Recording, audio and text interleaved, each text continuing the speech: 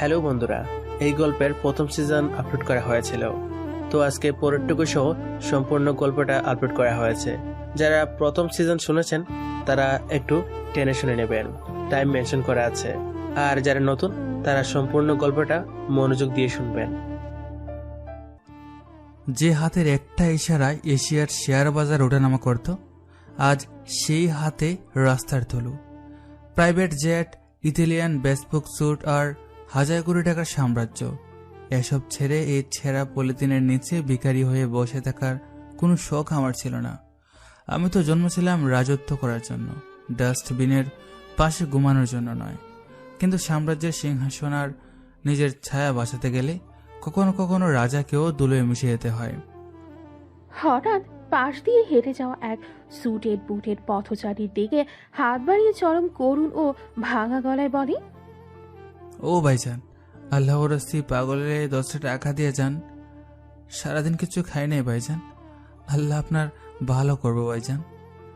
সন্ধ্যা 6টা।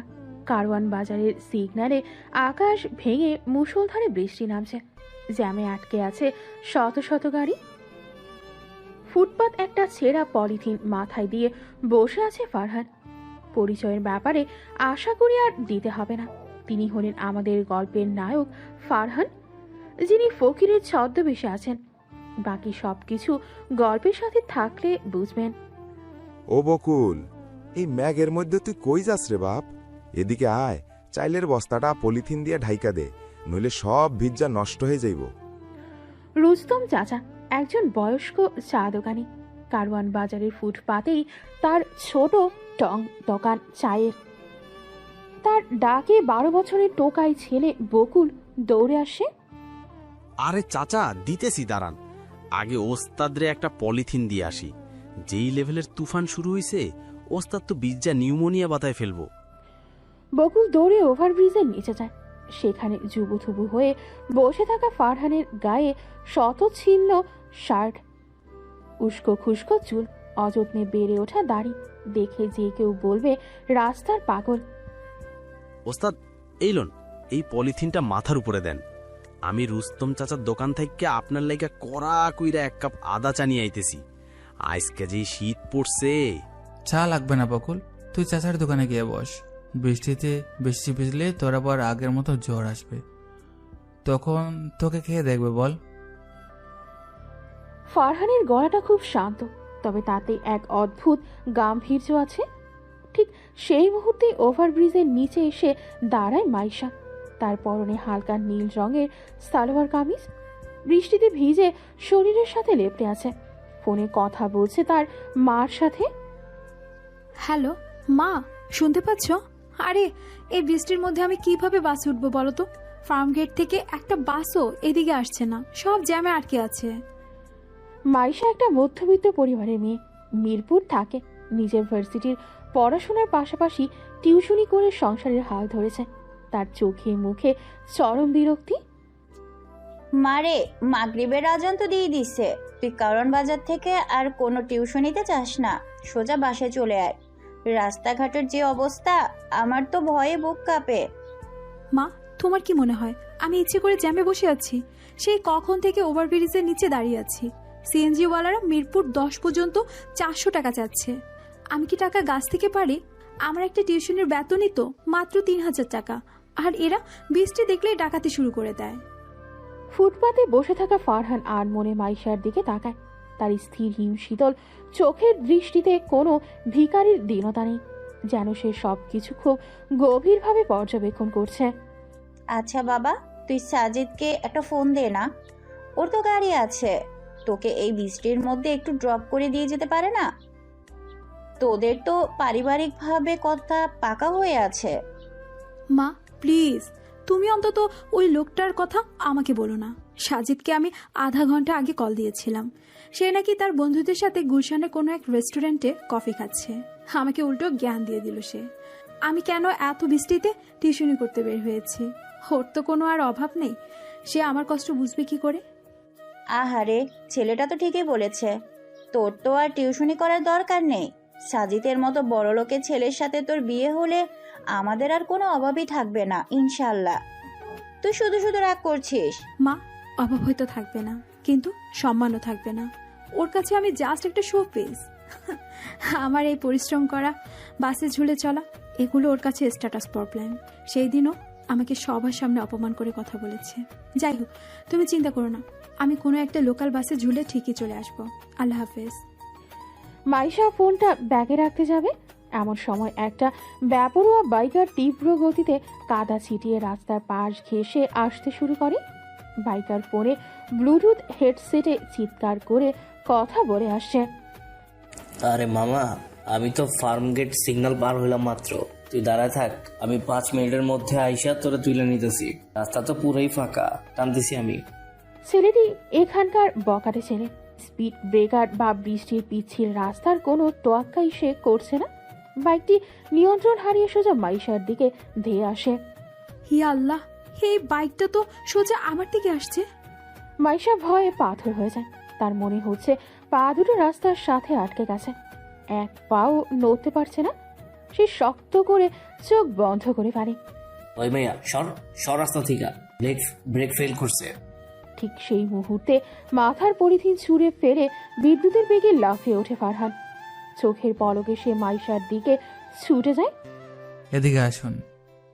ফারহান মাইশার হাত ধরে এক ঝটকায় নিজের দিকে টেনে নেয়। বাইকটি মাইশাকে একদম এক সুতো পরিমাণ ঘেঁষে কাদা ছিটিয়ে বেরিয়ে যায়। বাইকারটা দূর থেকে গালি দিতে দিতে আসে। কইরা দিলাম তো আজকে অ্যাক্সিডেন্ট, মরার আর জায়গা বাজ না, রাস্তার মাঝখানে খাড়া রইছো। মাইশা ছিটকে এসে পড়ে ফারহানের শক্ত বুকের ওপর। ফারহানের ময়লা রুক্ষ হাত মাইশার উন্মুক্ত কোমর শক্ত করে জড়িয়ে ধরে আছে, যাতে সে ছিটকে রাস্তার কাদায় পড়ে না যায়। কি হলো এটা? আমি কি বেঁচে আছি? আল্লাহ! মাইশা চোখ খুলে দেখে একটা নোংরা ভিখারি তাকে একদম নিজের বুকের সাথে মিশিয়ে জড়িয়ে ধরে আছে। তার নিঃশ্বাস আটকে আসে। আচমকা সম্বিত ফিরে পেয়ে সে চিৎকার করে ওঠে। ছাড়ুন, আমাকে ছাড়ুন বলছি। আপনার সাহস তো কম না, রাস্তার মাঝখানে একটা মেয়ের গায়ে হাত দেন। মাইশা এক ঝটকায় নিজেকে ছাড়িয়ে নেয়। তার পুরো শরীর ঘেন্নায় আর রাগে রিরি করে ওঠে। সে নিজের রাগ নিয়ন্ত্রণ করতে না পেরে অসভ্য ছোট লোক! কথাটি বলার সাথে সাথে মাইশা সজোরে চটাস করে এক থাপ্পড় বসিয়ে দেয় ফারহানের গালে। থাপ্পড়টা এতটাই জোরে ছিল যে বৃষ্টির শব্দের মাঝেও সেটা স্পষ্ট শোনা গেল। সুযোগ পেয়ে গায়ে হাত দিস? হ্যাঁ, তোদের মতো রাস্তার ভিখারিদের আমি খুব ভালো করে চিনি। সাহায্য করার নাম করে মেয়েদের শরীরে হাত দেওয়া তোদের স্বভাব। কত বড় সাহস তোর! ফারহান থাপ্পড় খেয়ে গালে হাত দিয়ে দাঁড়িয়ে থাকে, কিন্তু তার চোখে কোনো রাগ বা অপমান নেই, বরং ঠোঁটের কোণে ফুটে ওঠে এক অদ্ভুত হিম শীতল নীরব হাসি। সাহস তো মানুষের বেঁচে থাকার জন্য লাগে আফামনি। আপনি চোখ বন্ধ করে মৃত্যুর জন্য দাঁড়িয়েছিলেন, আর আমি শুধু আপনাকে মৃত্যুর হাত থেকে টেনে এনেছি। আপনি আমাকে জ্ঞান দিবেন না? মাইশা রাগে কাঁপছে, কিন্তু ফারহানের চোখে মুখে অদ্ভুত এক প্রশান্তি। আমি মরে গেলে যেতাম, সেটা একান্তই আমার ব্যাপার। মরে গেলে তো সব হিসাবে চুকে যেত। কিন্তু আপনি আমাকে ছোঁয়ার সাহস কোথায় পেলেন? মাইশা ঘেন্নায় নিজের সালোয়ার কামিজের দিকে তাকায়। দেখেন তো আমার এই নতুন জামাটার কি অবস্থা করেছে। একটু কাদা লেগেছে। আপনার এই নোংরা হাত দিয়ে পুরো জামাটা নষ্ট করে দিয়েছেন। জামা নোংরা হলে ধুয়ে ফেলা যায় আফামনি। কি বলেন? কিন্তু শরীরের উপর দিয়ে পালসার বাইকের চাকা চলে গেলে? ফারহানের চোখে এবার এক হিম শীতল নীরবতা ভর করে। সেই দাগ তো আর কোনো ডিটারজেন্ট দিয়ে তোলা যায় না, তাই না? তাই বলে আপনি আমাকে এভাবে জড়িয়ে ধরবেন? সেকেন্ডের ভগ্নাংশে তো আর এত কিছু বাবার সময় ছিল না। একটু ভদ্রভাবে তো টেনে সরাতে পারতেন। ভদ্রভাবে? হ্যাঁ, অন্তত আমার শার্টের হাতা ধরে টান দিতে পারতেন। বিপদের সময় ভদ্রতা খুঁজতে গেলে জীবনটা অভদ্রভাবে শেষ হয়ে যায় আপামনি।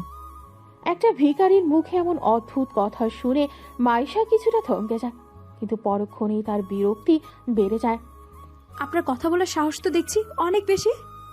রাস্তায় পড়ে থাকা মানুষের সাহস ছাড়া আর কি বা আছে? ভিখারি তো ভিখারির মতোই মাথা নিচু করে থাকবেন। ভিখারিরা তো পেটের দিয়ে হাত পাতে। তো কিন্তু আপনারা যারা ভদ্রলোক, তারা তো সুযোগ পেলেই একে অন্যের জীবন নিয়ে খেলেন। আপনি আমাকে কি বোঝাতে চাইছেন? আমি তো শুধু আপনাকে বাঁচানোর চেষ্টা করছি। ফারহান দুই হাত বুকের কাছে এনে খুব স্বাভাবিক ভঙ্গিতে দাঁড়ায়। ময়লা শার্ট বেয়ে বৃষ্টির পানি গড়িয়ে পড়ছে। যদি ভুল হয়ে থাকে তাহলে আমাকে মাফ করে দিন। ফারহান 2 হাত বুকের কাছে এক করে মাইশাকে একটা সালাম দেয়। তার ওই ময়লা শার্টের হাতা থেকে গড়িয়ে পড়ছে বৃষ্টির পানি। মাপ করার প্রশ্নই আসে না। আর কোনোদিন যদি আমার আশেপাশে আপনাকে দেখেছি, আমি সোজা পুলিশে যাব। রাস্তার পাগল কোথাকার, নিজে তো ভিজেছে, আমাকেও কাদা মাখিয়ে দিলেন। মাইশা রাগে গজগজ করতে করতে তার ভাঙা ছাতাটা ফেলে দিয়ে ফুটপাত ধরে হাঁটা শুরু করে। কিন্তু কয়েক কদম যাওয়ার পরই সে হঠাৎ থমকে দাঁড়ায়। মনে মনে ফিস ফিস করে বলে, লোকটার গায়ে হাত দেওয়ার পর তো আমার বমি আসার কথা ছিল, কিন্তু ওর শরীর থেকে তো কোনো দুর্গন্ধ আসছিল না, বরং শরীরটা অনেকটা জিম করা মানুষের মতো শক্তি ছিল। একটা ভিখারি শরীর এমন হয় নাকি? মাইশা তার নিজের হাতের দিকে তাকায়। বৃষ্টির পানির সাথে মিশে এক অদ্ভুত খুব দামি কোনো পারফিউমের হালকা মাদকতাময় সুবাস তার নাকে এসে লাগছে। অবাক হয়ে নিজেকে নিচে বলে, কি অদ্ভুত, এই পারফিউম তো আমি জীবনও কোনোদিন শুকিনি। সাজিদ এত দামি দামি ব্র্যান্ডের বডি স্প্রে মাখে, কিন্তু ওর গন্ধটা তো একদম অন্যরকম। একটা রাস্তার ভিখারির গা থেকে যে এমন রাজকীয় সুবাস কিভাবে আসতে পারে? মাইশা কৌতূহল সামলাতে না পেরে পেছন ফিরে তাকায়। কিন্তু ওভারব্রিজের নিচে সেই পলিথিনটা পড়ে থাকলেও ফারহান সেখানে নেই। কোথায় গেল লোকটা? 1 সেকেন্ডের মধ্যে গায়েব হয়ে গেল কিভাবে? লোকটার চোখগুলো, উফ, কি ভাবছি আমি এসব? একটা পাগলকে নিয়ে ভাবার মতো ফালতু সময় আমার নেই। মাইশা মাথা ঝাঁকিয়ে নিজের ভাবনা তাড়ানোর চেষ্টা করে। সামনে একটা মিরপুর 10 নম্বরের বাস জ্যামে দাঁড়িয়ে আছে দেখে সে দৌড়ে গিয়ে বাসে উঠে পড়ে। পরের দিন সকাল 9টা। গতরাতের কালবৈশাখী ঝড় শেষে সকালের রোদ বেশ কড়া হয়ে উঠেছে। রুস্তম চাচার চায়ের দোকানের বেঞ্চে বসে আছে ফারহান। তার পাশে বকুল নামের 12 বছরের টোকাই ছেলেটা পা রুটি নিয়ে চা ডুবিয়ে খাচ্ছে। ওস্তাদ, কি রে, চাটা আজকে জম্পেশ হইছে না? রুস্তম চাচার হাতের চা তো সবসময় জম্পেশ। তা ঠিক, তবে আপনার গালটাও কিন্তু জম্পেশ লাল হয়ে আছে। মানে কি? আরে ওস্তাদ, কাইলকা রাইতে ওভারব্রিজের নিচে মাইয়াডার থাপ্পড় খাইয়া তো আপনার গালের 12টা বাইজে গেছে। তুই ওই অন্ধকারে দেখো ফেলেছিস? হ, মাইয়ারা দেখতে যেমন ডানা কাটা পড়ি, হাতের থাপ্পড়ও তো দেখি রড মারা থাপ্পড়। আরে বোকা, সুন্দরীদের হাতের মারো তো আশীর্বাদ। আশীর্বাদ? এইরাম আশীর্বাদ তো আমি মাগনা দিলেও নিমু না। তুই বুঝবি না, ওই থাপ্পড়ের মধ্যে এক ধরনের মায়া ছিল। মায়া? ওস্তাদ, আপনার মাথাটা কি মায়ের থাপ্পড়ে পুরাই আউলাইয়া গেছে নাকি? হয়তো। আপনি হাসতেছেন? আপনারে রাস্তায় খাড়াইয়া এরম অপমান করলো আর আপনি দাঁত কেলান? অপমান তো করে তারা যাদের কাছে সম্মানের অহংকার থাকে। আমি তো রাস্তার ভিখারি। আপনি ভিখারি হইলেও আপনার দিলটা সাচ্চা। আমি কাল থাইক্কা ওই মাইয়ারে খুঁজতেছি। কেন? পাওয়ার পাইলে ওর ওই ছাতাটা ভাইঙ্গা ওর মাথায় দিমু আমি। খবরদার বকুল, ওর দিকে চোখ তুলে তাকাবে না। কেন? ওই মাইয়া কি আপনার কিনা সম্পত্তি? কিনা সম্পত্তি না, তবে ওর কোনো ক্ষতি হলে আমি সহ্য করব না।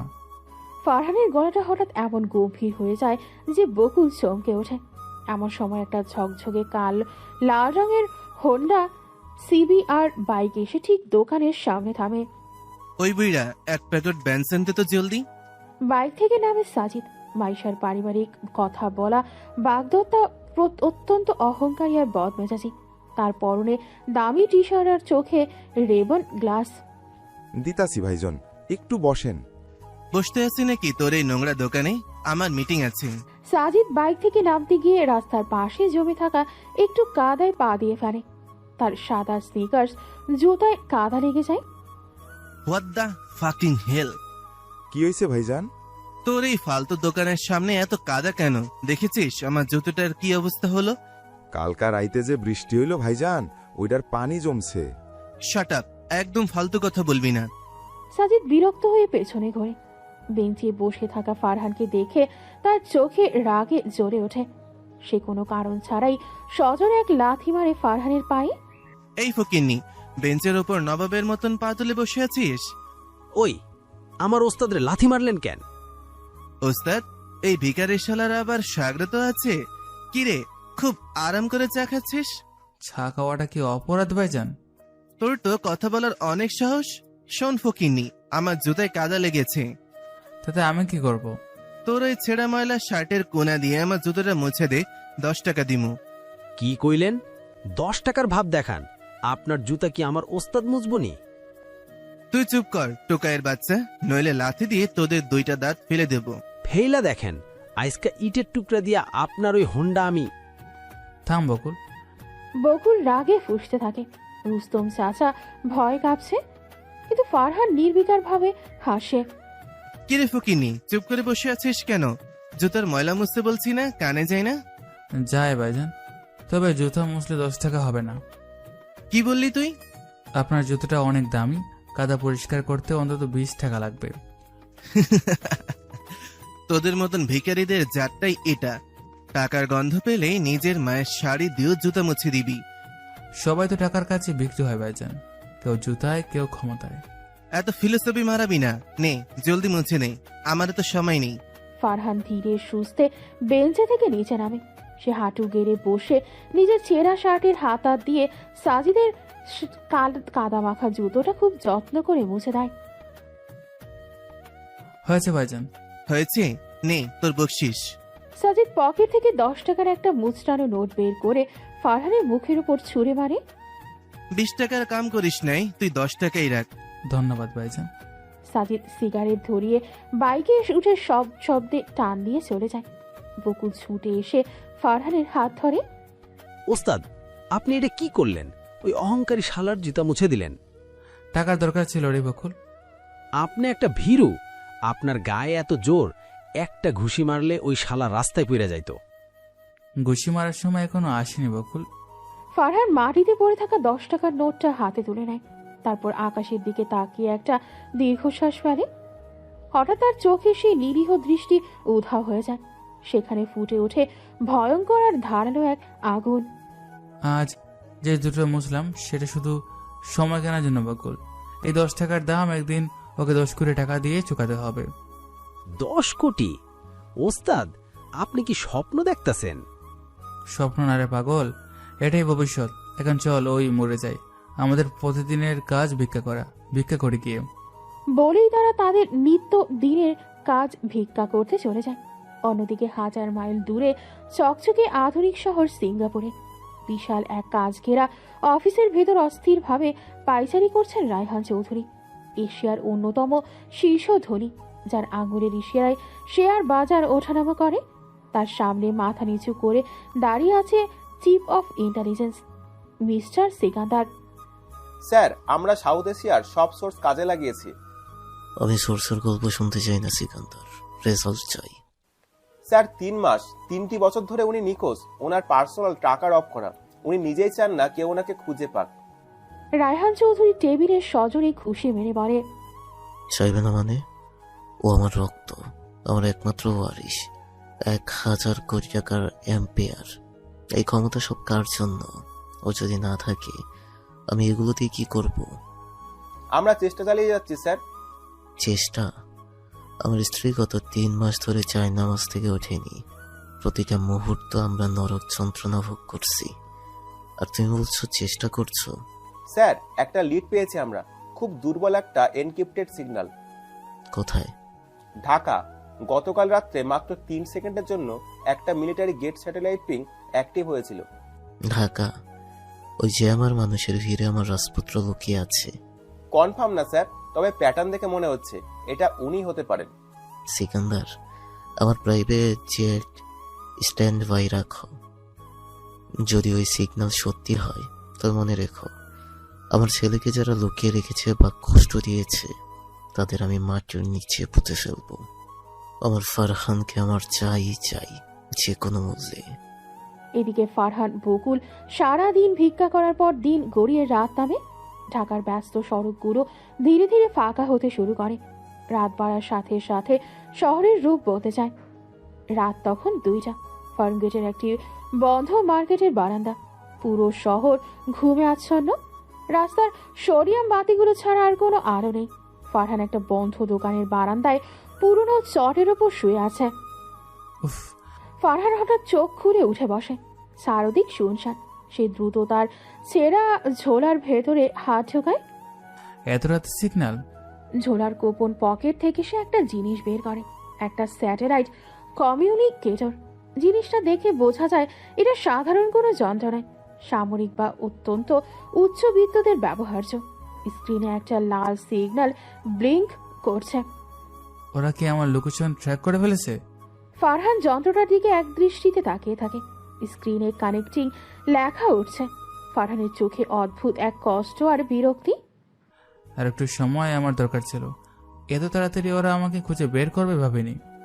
ঠিক সেই মুহূর্তে রাস্তার ওপাশ দিয়ে ধীর গতিতে হেডলাইট নেভানো অবস্থায় একটা কালো রেঞ্জ রোভার গাড়ি বেরিয়ে যায়। এসইউভির ড্রাইভার বলে, স্যার, জিপিএস সিগন্যাল তো এখানেই ড্রপ করেছে। গাড়ির ভেতর থেকে একজন ব্ল্যাক স্যুট পরা লোক নাইট ভিশন বাইনোকুলার দিয়ে ফুটপাথের দিকে নজর রাখছে। রাস্তায় তো কেউ নেই, শুধু কয়েকটা রাস্তার কুকুর আর একটা ভিখারি ঘুমাচ্ছে। আমাদের টার্গেট কি ওই ভিখারি হতে পারে স্যার? মাথা খারাপ? এশিয়া মহাদেশের সবচেয়ে ক্ষমতাধর সাম্রাজ্যের উত্তরাধিকারী কোনোদিন ছেঁড়া কাঁথা গায়ে দিয়ে রাস্তায় ঘুমাবে? এটা ইম্পসিবল। তাহলে সিগন্যালটা কোথা থেকে এলো? হয়তো জিপিএস গ্লিচ। চলো গাড়ি ঘোরাও, ধানমন্ডির দিকটা একবার চেক করে দেখি। ফারহান নিজের শরীরের সাথে কমিউনিকেটরটা চেপে ধরে ভিখারির মতো কুকড়ে শুয়ে পড়ে।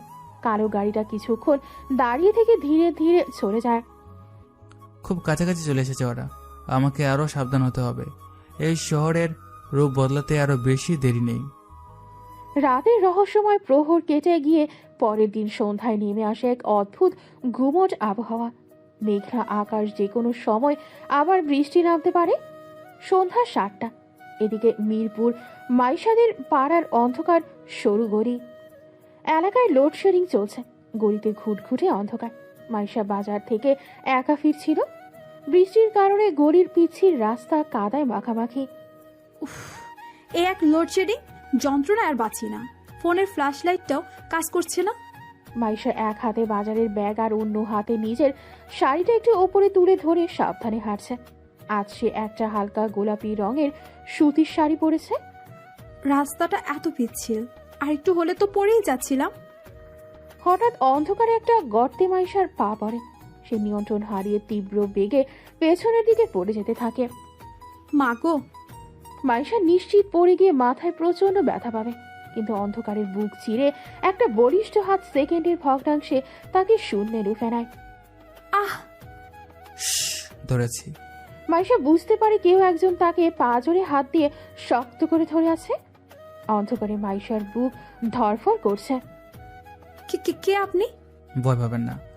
লোকটার গলার স্বর শুনে মাইশার পুরো শরীরে একটা বিদ্যুৎ খেলে যায়। এই স্বরটা তার পরিচিত। লোকটার শরীরের উত্তাপ মাইশা স্পষ্ট অনুভব করতে পারছে। আপনি আমাকে এভাবে ধরে আছেন কেন? ছাড়ুন। চাইলে তো কাদার মধ্যে ছিটকে পড়বেন আপামনি। মাইশার ভিজে যাওয়া শাড়ির আঁচল খসে পড়েছে। ফারহানের শক্ত পেশি বহুল হাত মাইশার উন্মুক্ত কোমরের কাছে শক্তভাবে আটকে আছে।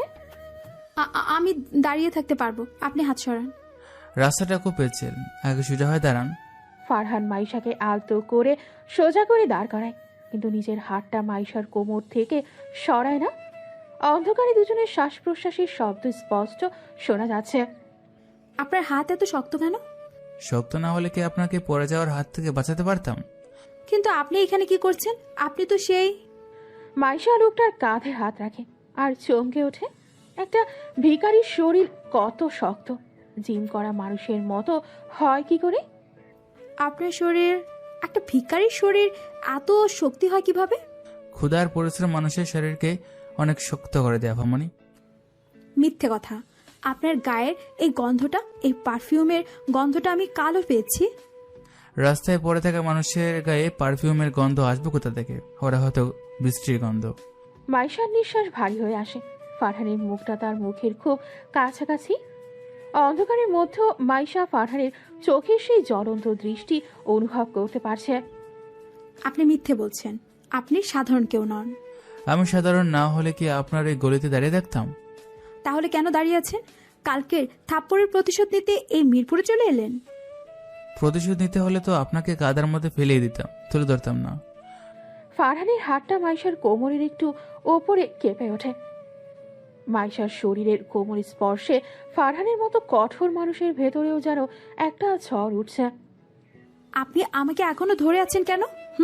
আমার অস্বস্তি লাগছে। অন্ধকারে কি খুব ভয় পাচ্ছেন?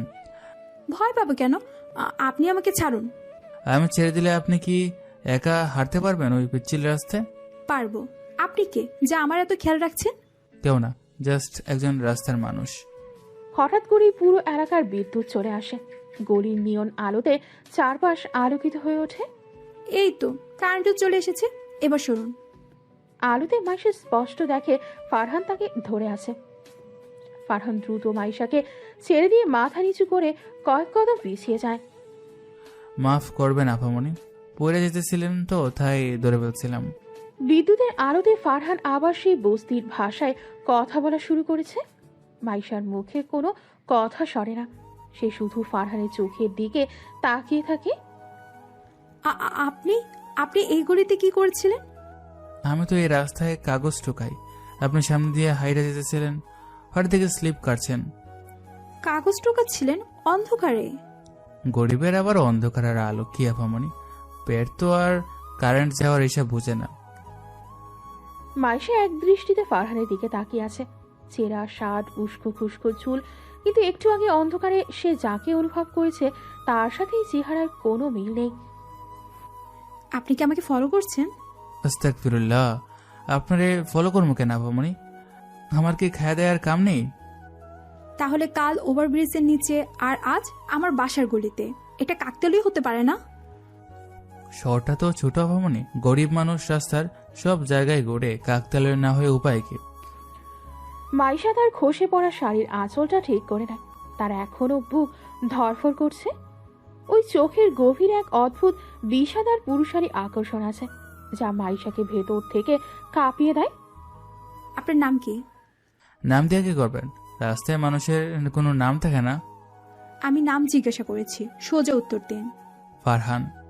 শুনুন ফারহান, আপনাকে আমি কালও সাবধান করেছি, আজও আবারও করছি। আমার আশেপাশে ঘোরার চেষ্টা করবেন না, আমি এসব একদম পছন্দ করি না। আপনি পছন্দ না করলেও রাস্তাঘাটে তো গরিবদের আপনার সহ্য করতেই হবে। মুখ সামলে কথা বলুন। আমি চাইলে আপনাকে এক্ষুনি এলাকার ছেলেদের দিয়ে পিটিয়ে পুলিশে দিতে পারি। দিয়ে দিন, জেলের ভিতরে অন্তত 3 বেলা ফ্রি খাবার জুটবে। এই বৃষ্টির রাস্তায় কাগজ তো আর ঠোকানো লাগবে না। ফারহানের এই অদ্ভুত ভয়হীন উত্তর শুনে মাইশা চরম বিরক্ত হয়, কিন্তু একই সাথে তার কৌতূহল বাড়তে থাকে। আপনি কি পাগল নাকি সাইকো? আপনি যেটা ভাবতে ভালোবাসেন আমি সেটাই। অসভ্য, যান এখান থেকে। যাবো তো বটে, তবে যাওয়ার আগে একটা কথা বলে যাই। কি কথা? আপনার এই গোলাপি শাড়িতে একটু কাদা লেগে গেছে, বাসায় গিয়ে ভালো করে ধুয়ে ফেলবেন আর সাবধানে হাঁটবেন। সবসময় অন্ধকারে আপনাকে ধরার জন্য কোনো ভিখারি তো আর বসে থাকবে না। ফারহান একটা অদ্ভুত মন ভোলানো হাসি দিয়ে ঘুরে দাঁড়ায় এবং অন্ধকারের দিকে হাঁটতে শুরু করে। মাইশা স্তব্ধ হয়ে তার যাওয়ার পথের দিকে তাকিয়ে থাকে। এই লোকটার মধ্যে এমন কি আছে যা আমাকে এত কনফিউজড করে দিচ্ছে? ওর স্পর্শ, ওর গলার আওয়াজ, মনে হচ্ছে ও অনেক বড় কোনো কিছু লুকাচ্ছে। কেউ। মাইশা তার বাজারের ব্যাগটা শক্ত করে ধরে বাড়ির দিকে পা বাড়ায়, কিন্তু ফারহানের শরীরের সেই উষ্ণতা এবং পুরুষালী পারফিউমের ঘ্রাণটা যেন এখনো তার শরীরে লেগে আছে। এই ঘটনার পর কয়েকদিন কেটে গেছে। শহরে এখন বৈশাখী উৎসবের আমেজ। মিরপুরের DOHS মাঠে বসেছে বিশাল বৈশাখী মেলা। চারদিকে নাগরদোলার ক্যাচক্যাচ শব্দ, শিশুদের কোলাহল আর মাইকে উচ্চস্বরে বাজতে থাকা গান।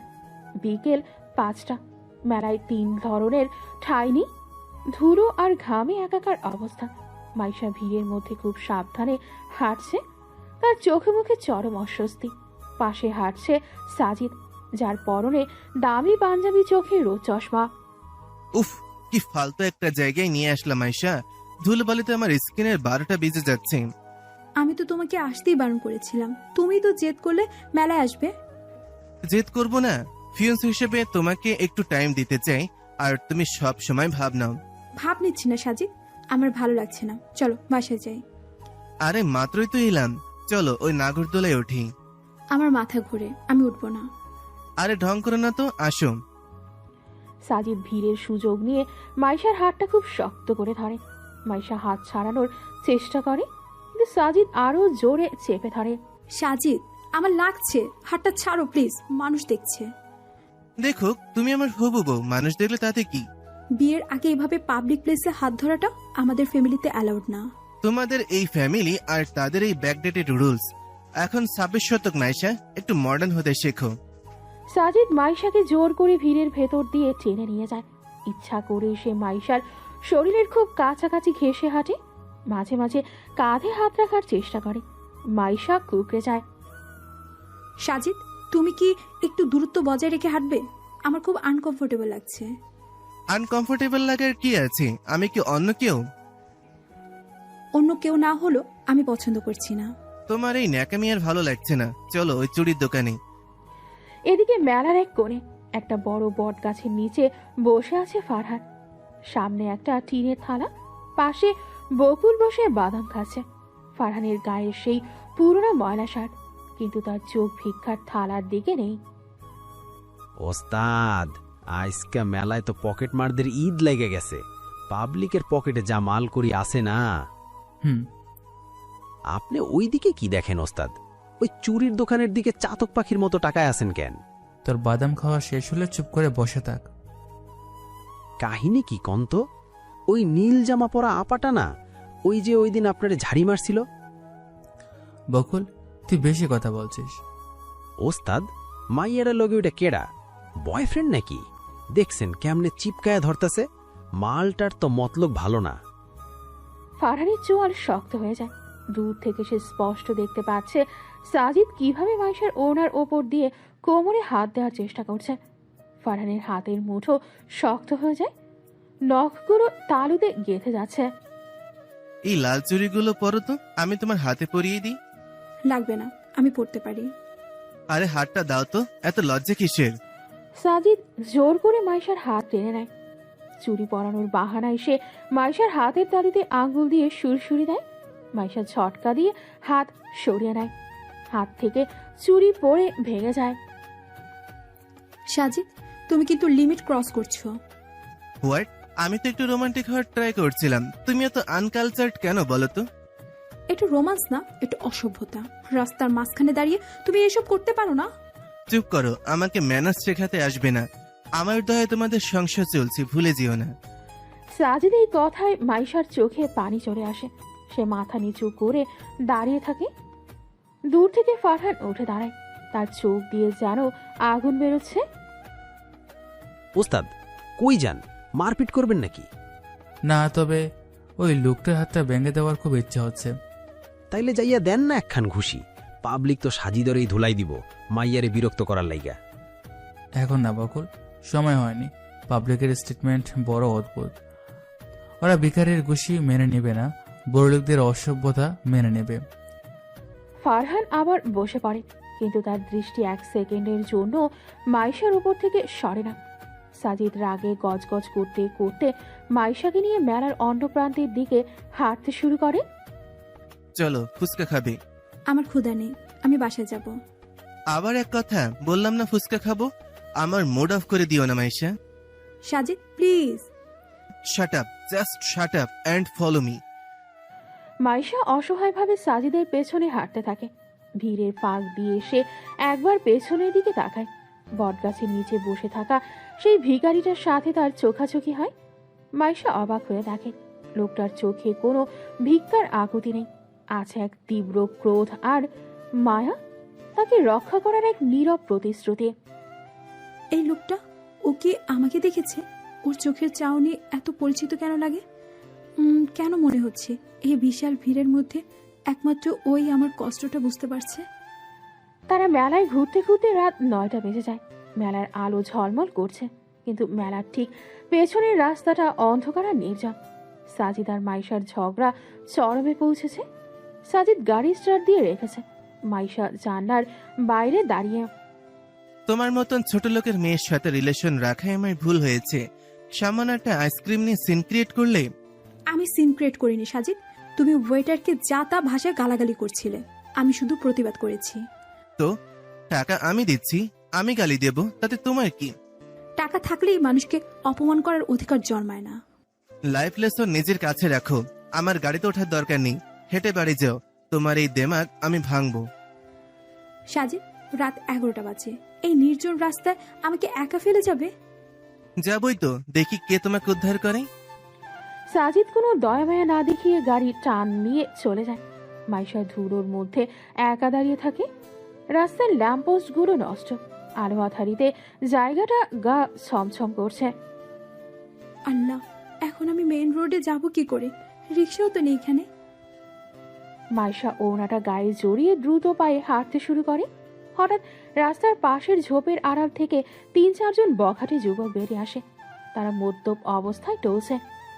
কি রে দোস্ত, চাঁদের দেশে কি আজকা পূর্ণিমা নাকি? রাস্তায় তো দেখি পরি নামছে। আরে তাই তো, একা একা কই যাও সুন্দরী?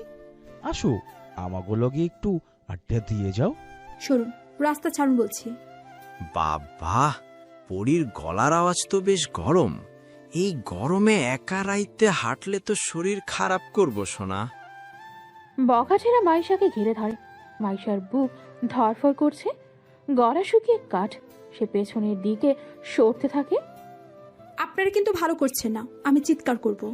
চিৎকার করবা করো, এইখানে কাক পক্ষীও নাই তোমার চিৎকার শোনার লাইগা। ছেলেটা এগিয়ে এসে মাইশার ওড়না ধরে হ্যাচকা টান দেয়। বাঁচা, কে আছেন? বাঁচান। ঠিক সেই মুহূর্তে অন্ধকারের ভেতর থেকে একটা ছায়া ঝড়ের বেগে উড়ে আসে। কোনো কথা নেই, কোনো ওয়ার্নিং নেই, সরাসরি অ্যাকশন। ইয়া! ফারহান শূন্যে লাফিয়ে ওড়না ধরে রাখা ছেলেটার বুকে 2 পা দিয়ে ড্রপ কিক মারে। ছেলেটা ছিটকে গিয়ে 5 হাত দূরে ইটের স্তূপের ওপর পড়ে। কিরে, এই ভিখারি কোত্থেকে আইলো? মার শালারে মার। বাকি 2 বখাটে ফারহানের উপর ঝাঁপিয়ে পড়ে। একজনের হাতে বাঁশের লাঠি, অন্যজনের হাতে ইটের টুকরো। মাইশা ভয়ে একটা গাছের আড়ালে সরে যায়। আপনি আপনি এখানেও?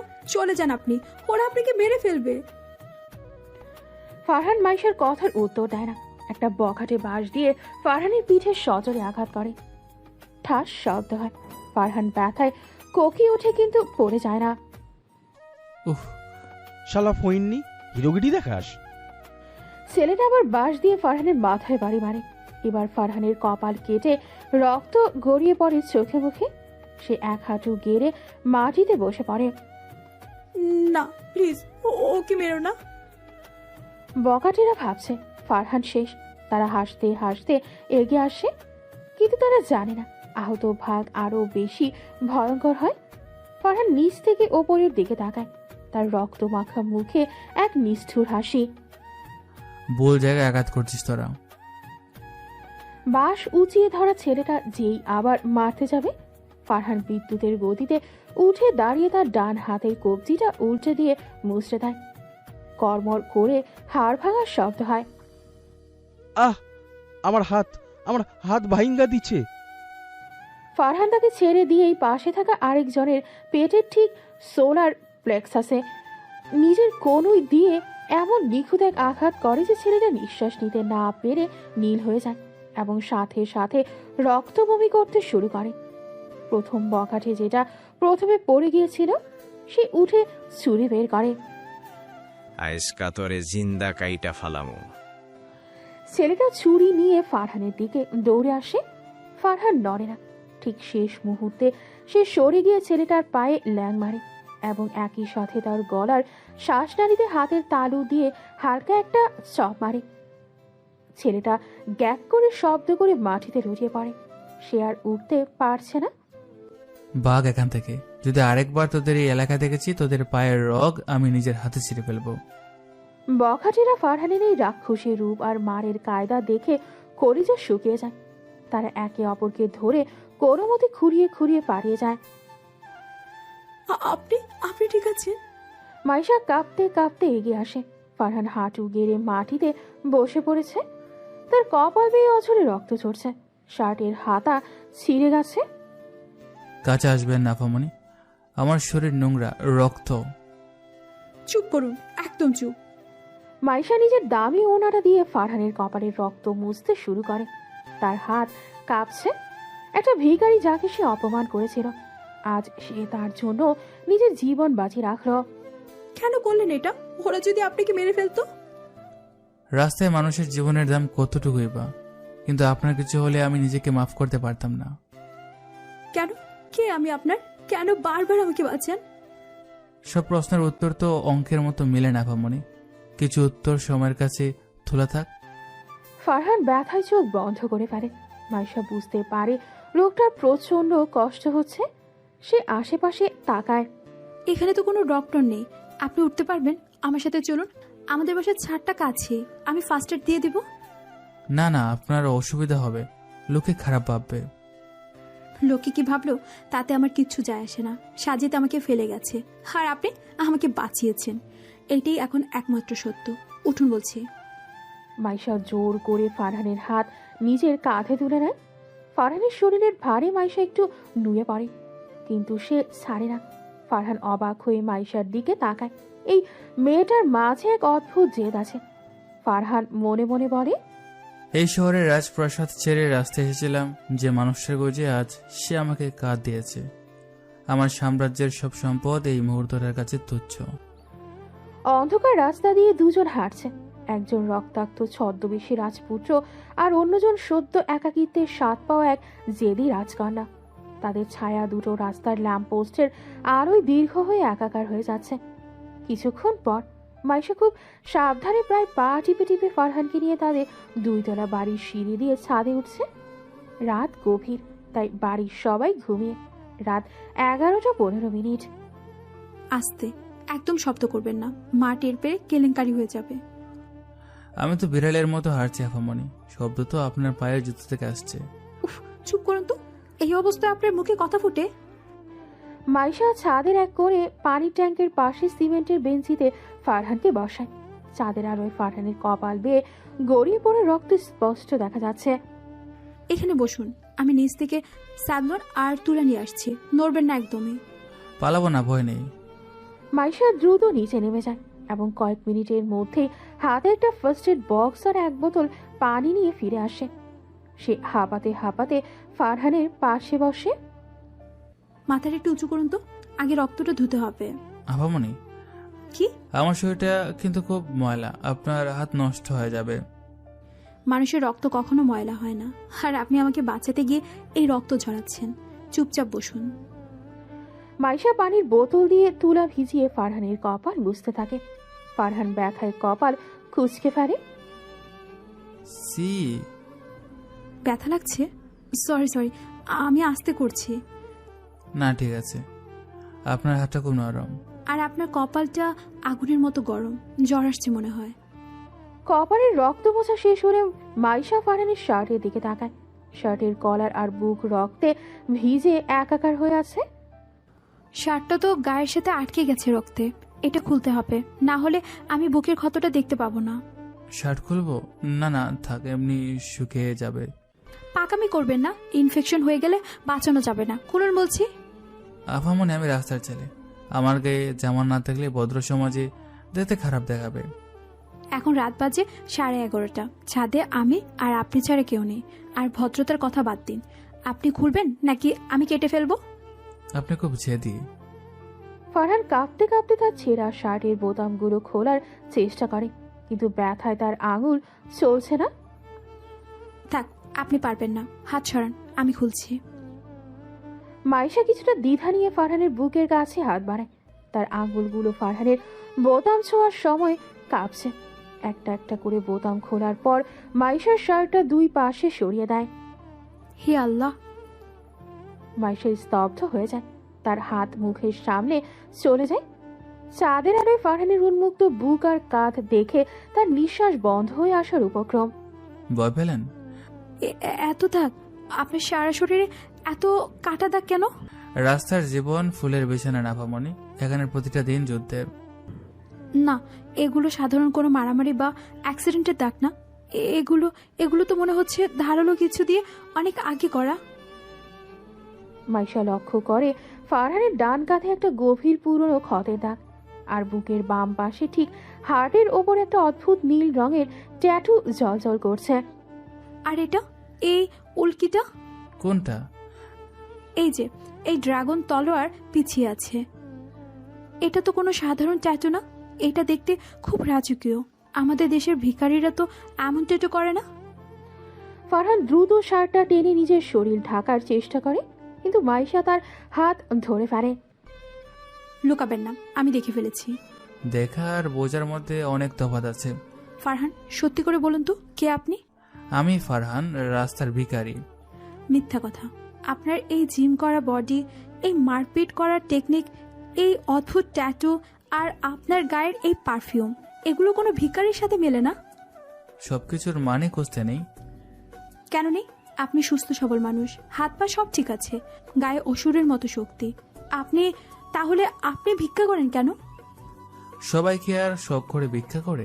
শখ না থাকলে কাজ করেন না কেন? রিক্সা চালাতে পারেন, দিন মজুরের কাজ করতে পারেন, এমনকি দারুণের চাকরিও তো করতে পারেন।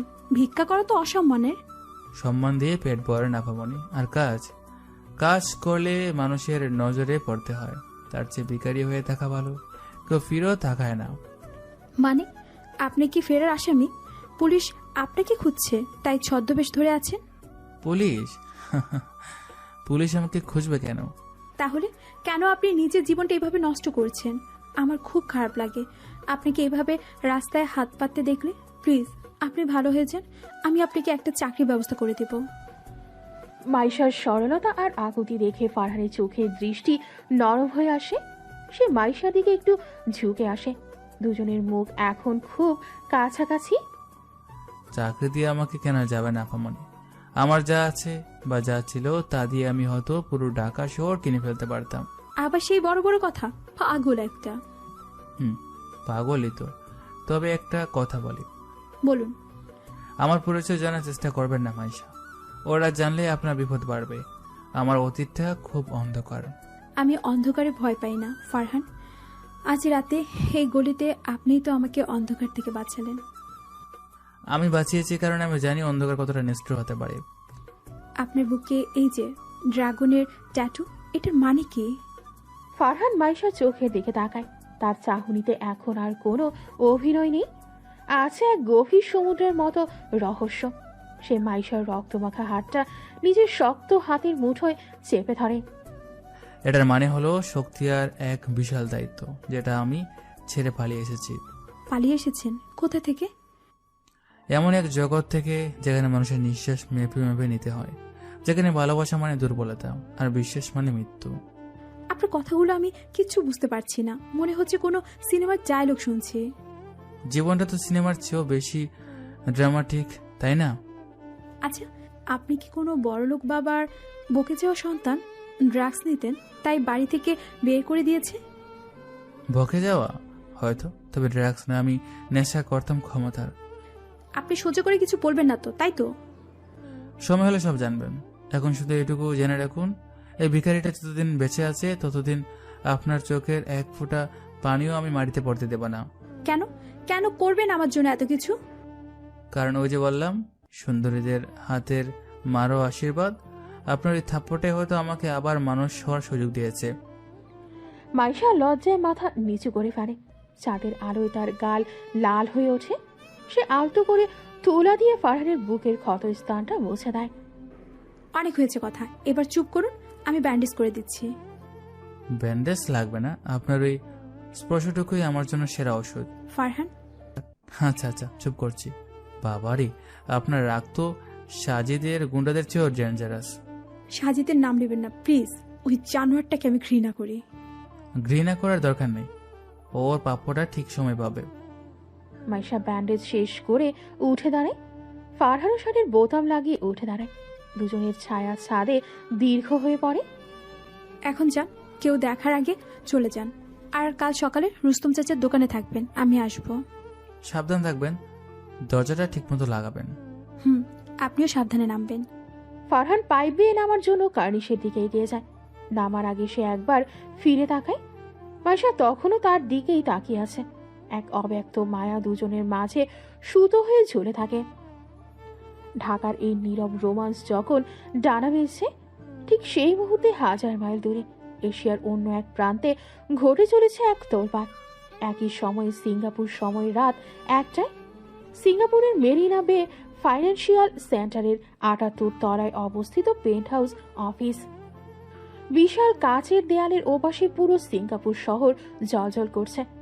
অফিসের ভেতরে পিনপতন নীরবতা, শুধু সেন্ট্রাল এসির যান্ত্রিক গুঞ্জন শোনা যাচ্ছে। ঘরের মাঝখানে চামড়ার বিশাল চেয়ারে বসে আছেন একজন প্রবীণ, অত্যন্ত সুঠাম দেহের অধিকারী ব্যক্তি। তিনি রায়হান চৌধুরী। তার সামনে মাথা নিচু করে দাঁড়িয়ে আছে 3 জন ব্ল্যাক স্যুট পরা সিকিউরিটি চিফ। রিপিট করো শিকদার, তুমি কি বললে? স্যার, আমরা এখনো কনফার্ম না। রায়হান চৌধুরী হাতে থাকা দামি ক্রিস্টালের গ্লাসটা সজোরে ছুঁড়ে মারেন দেয়ালে। ঝনঝন শব্দে গ্লাসটা চূর্ণ বিচূর্ণ হয়ে যায়। সিকিউরিটি চিফরা কেঁপে ওঠে। 3 মাস হয়ে গেল আমার ছেলে নিখোঁজ। আমি তোমাকে এশিয়ার সেরা ইন্টেলিজেন্ট টিম দিয়েছি, স্যাটেলাইট অ্যাক্সেস দিয়েছি, আর তুমি আমাকে বলছো কনফার্ম না? স্যার, উনি ওনার সব ডিজিটাল ফুটপ্রিন্ট মুছে ফেলেছেন। Bank card, phone, social media সব বন্ধ। আমার ছেলে কি মশা মাছি যে বাতাসে মিলিয়ে যাবে? ও তার ড্রাগন, ও যেখানেই থাকবে সেখানেই তার অস্তিত্ব প্রমাণ রাখবে। স্যার, আমরা গতকাল ঢাকা থেকে সেই অদ্ভুত সিগন্যাল আবার পেয়েছি। একটা পুরনো মিলিটারি কমিউনিকেটর কয়েক সেকেন্ডের জন্য অন হয়েছিল। লোকেশন তেজগাঁও আর কারওয়ান বাজারের মাঝামাঝি। ঢাকা, ওই জ্যামার ধুলোর শহরে? হ্যাঁ স্যার, আমাদের ধারণা তিনি ওখানেই আছেন ছদ্মবেশে। আমার ছেলে, যে ছেলে প্রাইভেট জেট ছাড়া এক দেশ থেকে অন্য দেশে যেত না, সে ঢাকার রাস্তায় ছদ্মবেশে ঘুরছে। পরিস্থিতি তাই বলছে স্যার। শোনো সিকান্দার, আমি তোমাকে শেষবারের মতো ওয়ার্নিং দিচ্ছি। রায়হান চৌধুরী টেবিলের উপর 2 হাত রেখে উঠে দাঁড়ান। তার চোখের চশমাটা খুলে টেবিলে রাখেন। তার চোখে এক বাবার হাহাকার আর এক সম্রাটের ক্রোধ একসাথে জ্বলছে। যদি আগামী 1 সপ্তাহের মধ্যে আমার ফারহানকে আমার সামনে না আনতে পারো, আমি তোমাদের সবাইকে জ্যান্ত মাটির নিচে পুঁতে ফেলবো। আমার এমপি আর আমার হাজার হাজার কোটি টাকার সম্পত্তি সব ধুলো হয়ে যাবে যদিও না ফিরে। আমরা আমাদের সেরা টিম অলরেডি ঢাকায় পাঠিয়ে দিয়েছি sir. Black ops team alpha এখন ঢাকার মাটিতে। গুড, তো মনে রেখো, ওকে ফোর্স করা যাবে না। ও যদি রেগে যায় তাহলে ও একাই তোমার পুরো টিমকে হাসপাতালে পাঠাবে। ও আমার রক্ত, ভুলে যেও না। আমরা নজরে রাখবো স্যার, জাস্ট সঠিক সময়ের অপেক্ষা। যাও, গেট আউট। আমার ছেলেকে আমার চাই। সিকান্দার ও তার দল দ্রুত ঘর থেকে বেরিয়ে যায়। রায়হান চৌধুরী একা জানলার কাছে গিয়ে দাঁড়ান। নিচের আলোকোজ্জ্বল শহরের দিকে তাকিয়ে তিনি বিড়বিড় করেন। কেন করছিস এমন বাবা? কিসের এত অভিমান তোর? ফিরে আয় ফারহান, তোর বাবা যে তোকে ছাড়া সত্যি খুব একা। সিঙ্গাপুরের এই উত্তেজনার আজ তখনও ঢাকায় পৌঁছায়নি। তবে ঝড় আসছে। ফারহান জানে না তার গোপন আস্তানা আর বেশি দিন গোপন থাকবে না। তার বাবা তার সেরা শিকারী কুকুরদের লেলিয়ে দিয়েছেন। এদিকে রাতে সেই অদ্ভুত ঘটনার পর সকাল হয়েছে। মিরপুরে মাইশাদের ছোট ফ্ল্যাটে সকাল থেকেই এক থমথমে আর দম বন্ধ করা পরিবেশ বিরাজ করছে। ড্রয়িং রুমের সোফায় বসে রাগে ফুঁসছেন সালমা বেগম। মাইশা, এদিকে আয় তুই। কি হয়েছে মা? সকাল সকাল এত চিৎকার করছো কেন? তোর এত বড় সাহস কোত্থেকে হলো মাইশা? তুই আমাদের মুখে চুনকালি মাখতে চাস? আমি কি করেছি মা? তুমি খামোখা রেগে যাচ্ছ। কি করতেছিস মানে? একটু আগে সাজিদের ফোন এসেছিল। কাল রাতে মেলার পেছনে তুই কার সাথে দাঁড়িয়েছিলি? কার সাথে মানে? আমি তো একা ছিলাম। সাজিদই তো আমাকে একা ফেলে চলে এসেছিল। মিথ্যে কথা বলবি না একদম। সাজিদ আমাকে সব বলেছে। তুই নাকি কোনো একটা রাস্তার বকাটে ছেলের সাথে অন্ধকারে ঢলাঢলি করছিলি। মা, তুমি এইসব কি বলছো? নিজের মেয়ের নামে এমন জঘন্য কথা বলতে তোমার একটু বাজছে না? আমার বাঁধবে কেন? তুই কাজ করে এসেছিস এমন। সাজিদ তোকে হাতে নাতে ধরেছে দেখেই তো সে রাগ করে চলে এসেছে। সাজিদ একটা মিথ্যুক, একটা জানোয়ার। মা, কাল রাত 9টায় এই অন্ধকার নির্জন রাস্তায় ও আমাকে গাড়ি থেকে জোর করে নামিয়ে দিয়েছিল। আমার সাথে কত বড় বিপদ হতে পারতো, তোমার কোনো আইডিয়া আছে? বিপদ তো তুই নিজেই ডেকে এনেছিস। কেন? ওর সাথে মেলায় গিয়ে ঝগড়া করতে গেলি? আমি ঝগড়া করিনি মা। ও একটা ওয়েটারকে জঘন্য ভাষায় গালি দিচ্ছিল, গায়ে হাত তুলেছিল। আমি শুধু প্রতিবাদ করেছি। আর মেলার ভেতর সারাক্ষণ ও আমার সাথে অসভ্যতামি করেছিল। তোর এত জাস্টিস সাজার দরকার নেই। আর ও তোর হবু স্বামী, একটু হাত ধরেছে তো কি হয়েছে? হবু স্বামী বলে যা খুশি তাই করবে, রাস্তায় মানুষের সামনে আমাকে অপমান করবে। আর আমি অন্ধকারে বিপদে পড়ার পর ওই রাস্তার লোকটাই তো আমাকে বকাটেদের হাত থেকে বাঁচিয়েছে। আর সাজিদ সেটা নিয়ে এমন নোংরা একটা মিথ্যে কথা বানিয়ে তোমাকে বলল, আর তুমি বিশ্বাসও করে নিলে। আমি সাজিদের কথায় বিশ্বাস করব? আমাদের মতো গরিব ঘরের মেয়ের এত দামাত কিসের রে মাইশা? গরিব বলে কি আমাদের কোনো আত্মসম্মান থাকতে নেই মা? আত্মসম্মান ধুয়ে পানি খাবি তুই? তোর বাবার এই সামান্য বেতনের মাসে 15 তারিখে পর সংসার চলে না। সাজিদের মতো বড় লোকের ছেলে তোকে বিয়ে করতে রাজি হয়েছে, এটাই তো আমাদের 7 জন্মের ভাগ্য। মা, টাকার জন্য তুমি তোমার মেয়েকে একটা জানোয়ারের হাতে তুলে দিবে? মুখ সামলে কথা বল মাইশা। টাকা না থাকলে এই দুনিয়ার কেউ কাউকে চেনে না। তুই আজই সাজিদের কাছে গিয়ে মাপ চাইবি। আমি মরে গেলে ওই জানোয়ারের কাছে মাপ চাইবো না? মাপ তোকে চাইতেই হবে। নিজের জেদ ধরে বসে থাকলে তোর ছোট ভাইটার পড়াশোনার খরচ চালাবে কে? তোর বাবার ওষুধের টাকা কোত্থেকে আসবে? আমি টিউশনি করছি তো, দরকার হলে আমি আরো 2টা টিউশনি নেব, কিন্তু সাজিদকে আমি বিয়ে করতে পারবো না। তোর ওই 2000 টাকার টিউশনি দিয়ে তুই ঢাকা শহরে সংসার চালাবি? তুই এখনো বাস্তবতা বুঝিস না মাইশা। সাজিদের বাবা তোর বাবাকে তার কোম্পানিতে কত বড় চাকরি দিতে চেয়েছে। তুই কি চাস তোর বাবা সারা জীবন ওই কেরানি চাকরি করে ধুকে ধুকে মরুক? মা, তুমি আমাকে ব্ল্যাকমেল করছো? এটা ব্ল্যাকমেল না, এটাই জীবন। তুই আজই সাজিদকে ফোন করবি। ফোন করে বলবি কাল রাতের জন্য তুই লজ্জিত। আর যদি তুই সেটা না করিস তাহলে এই বাড়িতে তোর কোনো জায়গা নেই। মা, তুমি একটা মিথ্যা অপবাদের জন্য আমাকে বাড়ি থেকে বের করে দিচ্ছ। হ্যাঁ দিছি। যে মেয়ে পরিবারের কষ্ট বোঝে না, নিজের জেদের জন্য পুরো পরিবারকে পথে বসাতে চায়, তার মুখ আমি দেখতে চাই না। ঠিক আছে মা, আমার নিজের মা যখন আমাকে বিশ্বাস করছে না, একটা রাস্তার মানুষের চেয়েও আমাকে সস্তা মনে করেছে, তখন এই বাড়িতে আমি আর এক মুহূর্ত থাকবো না। যাবি কোথায় তুই? বের হ, দেখি ঢাকা শহরে তোকে কে আশ্রয় দেয়। মাইশার বুকটা কান্নায় ফেটে যাচ্ছে।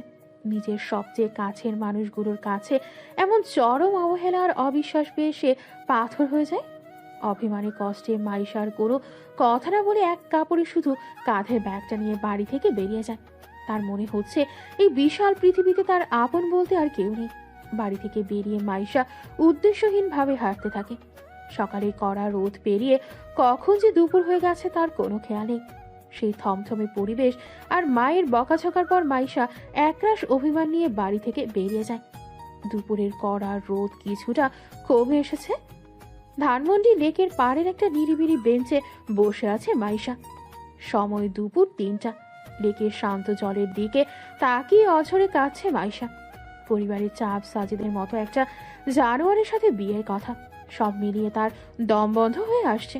হঠাৎ তার সামনে একটা কাগজের প্লেটে কয়েকটা ফুচকা এসে হাজির হয়। কান্দন থামানা ভামনি, এই লন খায়ালন।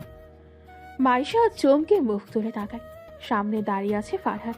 তার মুখে সেই পরিচিত পাগলাটে হাসি, হাতে ভিক্ষা করে পাওয়া খুচরো টাকার একটা ছোট পোটলা। তুমি তুমি এখানে কিভাবে এলে? গরিবের আবার জায়গা অজায়গা আছে নাকি? মন চাইলো হাইটা চলে এলাম। আমার পিছু পিছু এসেছো তুমি? আস্তাগফিরুল্লাহ, আমি বুঝিনি মুখেন। আমি তো এই লেকের পাড়ে ভিক্ষা করতেছিলাম। মিথ্যে কথা, তুমি আমাকে ফলো করছো। আচ্ছা ধরেন ফলোই করছি, কিন্তু এখন তো আমি আপনার লাগা ফুচকা আনছি, এইটা অন্তত খান। মাইশা ফুচকাগুলোর দিকে তাকায়, তারপর ফারহানের হাতের খুচরো টাকার পোটলাটার দিকে। এই ফুচকা কেনার টাকা কোথায় পেলে তুমি? আমার আজকে সারাদিনের কামাই দিয়ে কিনে আনছে ফামনি। সারাদিন রোদে পড়ে ভিক্ষা করে তুমি আমার জন্য ফুচকা কিনে এনেছো? কান্দা চোখের মায়াগো দেখলে আমার বুকটা কেমন যেন মোচড় দিয়ে ওঠে। তাই ভাবলাম জাল ফুচকা খাইলে আপনার মনটা যদি একটু ভালো হয়। ফারহানের কথা শুনে মাইশা ফুচকাগুলোর দিকে তাকিয়ে হঠাৎ করে খিলখিল করে হেসে ওঠে। চোখের পানি মুছতে মুছতে সে প্লেটটা হাতে নেয়। তুমি আসলে একটা পাগল ফারহান। পাগল না হইলে কি আর সারাদিনের কামাই দিয়া মানুষেরে ফুচকা খাওয়ায়? আমি কিন্তু টক বেশি খাই। মামাকে দিয়ে টক বেশি দিয়েছো তো। আরে বইলা দিছি, মামারে কইছি এমন টক দেবা যাতে আফা মনের রাগ সব গইলা যায়। মাইশা এসে একটা ফুচকা মুখে দেয়। ফারহান বেঞ্চের এক কোণে একটু দূরত্বে বজায় রেখে বসে পড়ে। সে এক দৃষ্টিতে মাইশার ফুচকা খাওয়া দেখছে। তুমি খাবে না? না না, আপনি খান। সারাদিন কিছু খেয়েছো তুমি? পেট ভর আছে আমার। রুস্তম চাচার দোকানে সকালে পাউরুটি খাইছিলাম বকুলের সাথে। সকালে খেয়েছো আর এখন বাজে দুপুর 3টে। তোমার খিদে পায়নি? রাস্তার মানুষের খিদায় আর কি যায় আসে আপামনি, আপনি খান তো। আমি একা কেন খাবো? তোমাকেও খেতে হবে। আরে না না, আমি কেমনে খামো? আমার হাত তো ময়লা। মাইশা কোনো কথা না শুনে প্লেট থেকে টক পানিতে চোবানো একটা ফুচকা তুলে সরাসরি ফারহানের মুখের কাছে ধরে। হা করো। আপামনি কি করতেছেন এগুলা? মানুষ দেখলে কি খুইব? মানুষের কথা আমার কিচ্ছু যায় আসে না। হা করো বলছি। আমি ভিখারি মানুষ, আপনার হাতে খামো? ভিখারি তো কি হয়েছে? তুমি কি মানুষ না? তুমি আমাকে সারাদিনের জমানো টাকা দিয়ে ফুচকা খাওয়াতে পারো, আর আমি তোমাকে একটা ফুচকা খাইয়ে দিতে পারি না? হা করো বলছি। ফারহান মাইশার হাতের দিকে তাকিয়ে থাকে। মাইশার জেদি চোখের দিকে তাকিয়ে সে আর না করতে পারে না। সে আলতো করে ফুচকাটা মুখে দিয়ে টেনে নেয়। কেমন হয়েছে? ফুচকাটা নেওয়ার সময় মাইশার আঙুলে ফারহানের উষ্ণ ঠোঁটের ছোঁয়া লাগে। সেকেন্ডের ভগ্নাংশের জন্য একটা অদ্ভুত বিদ্যুৎ খেলে যায় দুজনের ভেতরে। ফারহানের চোখ দুটো হঠাৎ করেই খুব গভীর হয়ে ওঠে। অশ্রুবেচা চোখে হাসির চেয়ে সুন্দরের পৃথিবীতে আর কিছুই নেই। ফারহানের এই গম্ভীর ভরাট আর শুদ্ধ বাংলা শুনে মাইশা যেন জমে যায়। সে অবাক হয়ে ফারহানের চোখের দিকে তাকিয়ে থাকে, কিন্তু ঠিক পরের সেকেন্ডে ফারহান আবার আগের রূপে ফিরে যায়। আফামনি, ফুচকাটা কিন্তু সেই সাথে ছিল। মামার হাতের জাদু আছে, মানতে হইব। তুমি একটু আগে কি বললে? কি কইলাম? ফুচকাটা সাদা ছিল, এটাই তো কইলাম। না, তার আগে তুমি একদম শুদ্ধ ভাষায় একটা কথা বললে। তুমি কে ফারহান? তোমার এরকম চরিত্রের মানে কি? গরিবের আবার চরিত্র?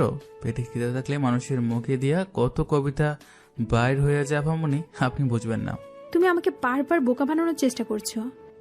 আমি তো নিজেই বোকা, মানুষের আর কি বোকা বানামো? আচ্ছা ফারহান, তুমি যে সারা দিনের জমানো টাকা দিয়ে আমাকে ফুচকা খাওয়ালে, রাতে তুমি কি খাবে? আল্লাহ রিজিক দিয়ে দেব ঠিকই, আর রাতে না খাইলে তো মরে যাবো না। তুমি এমন কেন? নিজের কোনো চিন্তা নেই তোমার? নিজের চিন্তা করার জন্য তো আগে নিজেকে ভালোবাসতে হয় আপামনি। আমার তো নিজেকে ভালোবাসতে ইচ্ছে করে না। কেন ইচ্ছে করে না? কারণ আমার জীবনে ভালোবাসার কোনো জায়গা নেই। আমি শুধু রাস্তা দিয়ে হেঁটে বেড়াই। মাইশা প্লেটের শেষ ফুচকাটা মুখে দিতে গিয়েও থেমে যায়। সে ফারহানের চোখে সে বিষাদময় দৃষ্টির গভীরে ডুব দেয়। এই মানুষটার পরনে চেরা শার্ট হলেও তার মনটা যেন কোনো সম্রাটের চেয়েও বিশাল। ধন্যবাদ। কেন? ফুচকা খাওয়ানোর জন্য আর আমার মন ভালো করার জন্য। ও আচ্ছা, আমি তাহলে উঠি, দেরি হয়ে গেলে আমার মা বকাঝকা করবে। বলেই মাইশা চলে যায়। দুপুর গড়িয়ে সন্ধ্যা নামে। মিরপুরের একটি বিলাসবহুল কনভেনশন হলে এলাকার এক প্রভাবশালী নেতার ছেলের বিয়ের আয়োজন চলছে। পুরো এলাকা আলোয় ঝলমল করছে। সন্ধ্যা 7টা। মাইশাকে তার মা সালমা বেগম জোর করে এই বিয়েতে নিয়ে এসেছেন। গেটের ভেতরে নামি দামি গাড়িগুলো পার্ক করা। সাজিদও সেখানে তার বন্ধুদের সাথে দাঁড়িয়ে আছে। আর ঠিক গেটের বাইরে ফুটপাতে বসে বকুলকে নিয়ে ভিক্ষা করছে ফারহান। আরে দোস্ত, এই ফকিনিটা দেখে সব জায়গায় ঘুরঘুর করে। যেখানেই যায় এই শালা ভিকারের মুখ দেখতে হয়। বাদ দে না দোস্ত, কেন বিয়ের অনুষ্ঠানে এসে ভিখারিদের নিয়ে মাথা ঘামাচ্ছিস? মাথা ঘামাবো না? ওই দিন আমার জুতা কাদা লেগেছিল, ওরে জুতা মুছেছিলাম। শালা তখন এমন একটা ভাব নিয়েছিল যেন সে নবাব সিরাজউদ্দৌলা। সাজিদের হঠাৎ চোখ গেটের দিকে যায়। সে দেখে মাইশা আর তার মা বিয়ে বাড়িতে ঢুকছে। মাইশাকে দেখে সাজিদের মাথায় একটা নোংরা বুদ্ধি খেলে যায়। মাইশা চোখের নিজের ক্ষমতা দেখানোর একটা সুযোগ। দোস্ত, তুই ওয়েটারকে বলে 1 প্লেট কাচ্চি বিরিয়ানি নিয়ে আয় তো বাইরে, আজ ফকিনির সাথে একটা গেম খেলবো। মাইশা আর তার মা গেটের কাছে আসতেই সাজিদ এগিয়ে যায়। আরে আন্টি, আপনারা এসে গেছেন। মাইশা, তোমাকে তো আজ দারুণ লাগছে। বাবা সাজিদ, তুমি এখানে দাঁড়িয়ে আছো কেন? ভেতরে চলো। যাচ্ছি আন্টি, জাস্ট 1 মিনিট, একটু মজা করে নি। ওয়েটার 1 প্লেট দামি কাচ্চি বিরিয়ানি নিয়ে আসে। সাজিদ প্লেটটা হাতে নিয়ে সরাসরি গেটের বাইরে ফুটপাতে বসা ফারহানের সামনে গিয়ে দাঁড়ায়। মাইশা ফারহানকে দেখে চমকে ওঠে। কিরে ফকিনি, বিয়ে বাড়ির বাইরে বসে আছিস খানা খাওয়ার জন্য? খুব খিদে লাগছে। ভাইজান, সকাল থেকে কিছু খাই নাই, প্লেটটা আমাগরে দিয়ে দেন। দেব তো বটেই, এই দামি খাবার তো তোর জন্যই এনেছি, কিন্তু একটা শর্ত আছে। কি শর্ত ভাইজান? তুই না সেদিন আমার জুতো মুছেছিলি খুব যত্ন করে, আর একটু যত্ন দেখা। সাজিদ হঠাৎ সবার সামনে মাইশার চোখের সামনে পেটের পুরো কাচ্চি বিরিয়ানিটা রাস্তার পাশের কাদা পানির মধ্যে ছুঁড়ে ফেলে দেয়। আল্লাহ! নে, এই কাদা থেকে খাবার তুলে কুকুরের মতন খা। যদি খেতে পারিস তাহলে তোকে 100 টাকা দেব। ভাইজান, এটা আপনি কি করলেন? রিজিক এইভাবে কাদার মধ্যে ফেলে দিলেন। চুপ কর টোকাই। কিরে ফকিনি, খাবি না নাকি তোদের মতন ভিখারিদের আবার ইগো আছে?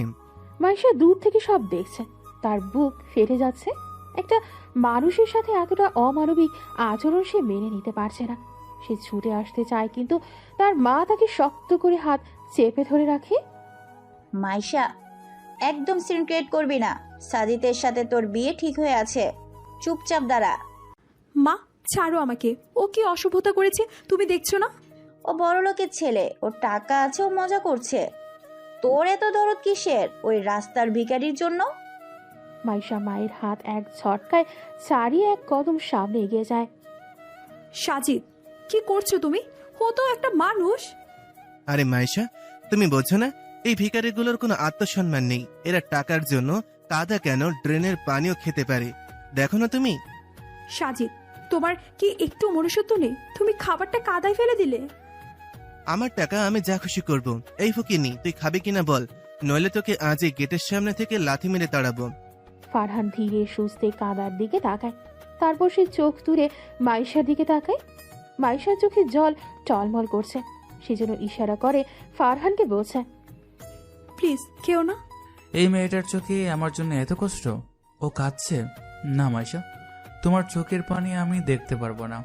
এই শহরে নোংরা মানুষের নোংরামি দিয়ে আজ আমি তোমার মন থেকে আমার জন্য সব মায়া মুছে দেব, যাতে তুমি নিরাপদে থাকো। ফারহানের চোখে কোনো অপমান নেই, বরং একটা অদ্ভুত প্রশান্তি। মাইশাকে শান্ত করার জন্যই যেন সে ধীরে ধীরে রাস্তার কাদার ওপর হাঁটু গেড়ে বসে। না ফারহান, প্লিজ না, উঠুন আপনি। ওস্তাদ, কি করেন আপনি? এই কাদা মাখা ভাত আপনি খাইবেন? খাবো না কেন বকুল? বড় লোক মানুষ দয়া করে দিয়েছে। ফারহান কাদা মাখা বিরিয়ানিটা 1 হাতে দিয়ে তুলে মুখে দেয়। কাদায় মাখামাখি হয়ে যায় তার মুখ। সে খাবারটা চিবোতে চিবোতে সাজিদের দিকে তাকিয়ে একটা বিকৃত অদ্ভুত হাসি দেয়। দেখলে মাইশা, আমি বলেছিলাম না এরা টাকার জন্য কুকুরের মতন কাদাও খাবে। এই নে তোর 100 টাকা। সাজিদ 100 টাকার একটা নোট কাদার মধ্যে ছুঁড়ে মারে। মাইশা সহ্য করতে পারে না, একটা সুস্থ সবল মানুষ শুধু ভিখারি হওয়ার অপরাধে আজ সবার সামনে কাদা খাচ্ছে। মাইশা হাউমাউ করে কেঁদে ওঠে। আমি এই বিয়েতে থাকবো না মা, আমি থাকবো না এখানে। মাইশা, কোথায় যাচ্ছিস তুই? মাইশা কাঁদতে কাঁদতে কনভেনশন হলের গেট থেকে উল্টো দিকে দৌড় দেয়। সে আর এক মুহূর্ত এই অসভ্য মানুষদের মাঝে দাঁড়াতে চায় না। ফারহান কাদা মাখা মুখে মাইশার দৌড়ে চলে যাওয়ার দিকে তাকিয়ে থাকে। তার গলার ভেতরে আটকে আছে কাদা মাখা ভাত, আর বুকে আটকে আছে এক পৃথিবী সমান কষ্ট। খুব কষ্ট হচ্ছে মাইশা, আর একটু ধৈর্য ধরো। এই কাদার হিসাব আমি কড়ায় গন্ডায় চুকিয়ে দেব।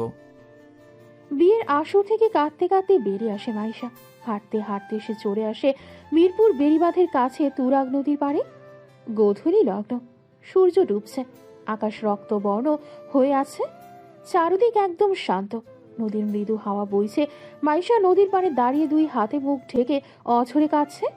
তার মনে হচ্ছে এই পৃথিবীতে ভালো মানুষের কোনো দাম নেই। হঠাৎ সে পেছনে কারো পায়ের শব্দ শুনতে পায়। কে? মাইশা ঘুরে দাঁড়ায়, দেখে ফারহান দাঁড়িয়ে আছে।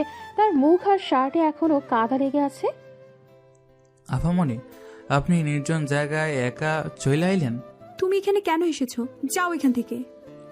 আপনি ওইভাবে কাঁদতে কাঁদতে চলে আসলেন। আমি তো বইয়ের ছুটে পিছু পিছু। মাইশা আর নিজেকে ধরে রাখতে পারে না। সে ছুটে গিয়ে ফারহানকে শক্ত করে জড়িয়ে ধরে। ফারহানের কাদা মাখা ময়লা শরীর, ছেঁড়া জামা, কিছুই মাইশার আজ আর চোখে পড়ছে না। কেন ফারহান, কেন করো তুমি এসব? আপামনি, আপনার জামায় কাদা লেগে যাইব, ছাড়েন। লাগুক কাদা, আমার কিচ্ছু যায় আসে না। তুমি কেন এই খাবারটা খেলে?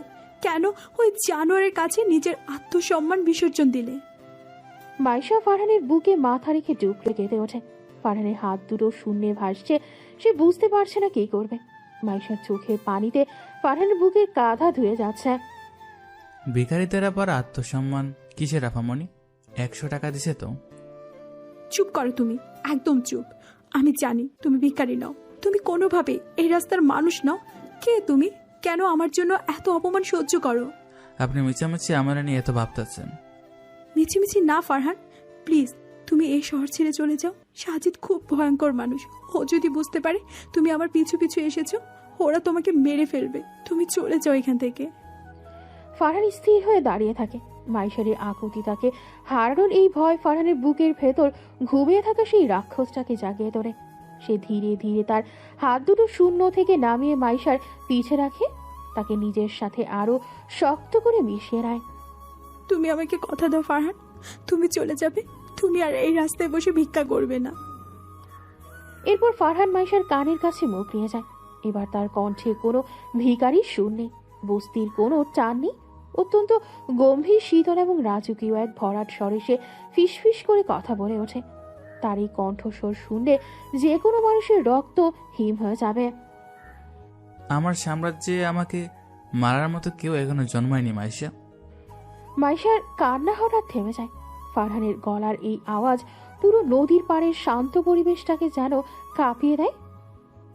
আমি শহর ছেড়ে কোথাও যাব না, শুধু আর কয়েকটা দিন এই শহরের প্রতিটি মানুষ যারা তোমার চোখে জল এনেছে, যারা আজ আমার গায়ে কাদা চড়েছে, ফারহান, তারা প্রত্যেকে এই রাস্তার খাদায় মাথা থেকে তোমার কাছে ক্ষমা চাইবে, এটা আমার ওয়াদা। মাইশা চমকে গিয়ে ফারহানের বুক থেকে মাথা তুলে তার চোখে দিকে তাকায়। ওই চোখে তখন কোনো ভিখারির দীনতা নেই, কোনো পাগলামি নেই। সেখানে জ্বলছে এশিয়ার সবচেয়ে ক্ষমতাধর সাম্রাজ্যের এক অবিসংবাদিত রাজপুত্রের আগুন। তুমি তুমি কে? আমি তোমার সেই প্রিয়, যাকে তুমি এখনো চিনতে পারোনি। গোধূলির লাল আলোয় ফারহানের মুখটা এক অদ্ভুত রহস্যে ঘেরা মনে হয়। নদীর পাড়ে দাঁড়িয়ে থাকা ওই দুজন মানুষের ছায়া ধীরে ধীরে অন্ধকারের সাথে মিশে যেতে থাকে। মাইশা শুধু অবাক দৃষ্টিতে ফারহানের দিকে তাকিয়ে থাকে। তার ভেতরে তখন হাজারো প্রশ্নের ঝড়। মাইশা নদীর পাড় থেকে ফেরার পর পরিস্থিতি ভয়ঙ্কর রূপ নেয়। সাজিদ কোনোভাবে জানতে পারে যে মাইশা মেলা ও বিয়ের পর ওই ভিখারির সাথে দেখা করেছে। রাগে অন্ধ হয়ে সে রাতেই গুন্ডা নিয়ে মাইশাদের বাড়িতে হামলা করে। রাত 1টা। গুন্ডারা যখন দরজা ভাঙার চেষ্টা করছিল, মাইশা কোনো মতে পেছনের দরজা দিয়ে পালিয়ে বৃষ্টির অন্ধকার রাস্তায় নেমে আসে। কিন্তু দুজন গুন্ডা তাকে তাড়া করে। ওই তো মাইয়াডা, ধরো এ। মাইশা কাঁধে পা পিষ্টে পড়ে যেতে না, ঠিক তখনই অন্ধকারে বুক চিরে ছুটে আসে ফারহান। সে ক্ষিপ্রতার সাথে মাইশাকে কোলে তুলে নিয়ে দৌড় দেয় এবং একটা পরিত্যক্ত গোডাউনের ভেতর লুকিয়ে পড়ে। বাইরে মুষলধারে বৃষ্টি। ওরা ওরা আমাকে মেরে ফেলবে ফারহান। একদম চুপ, কেউ কিছু করতে পারবে না। গোডাউনের ভেতর ঘুটঘুটে অন্ধকার।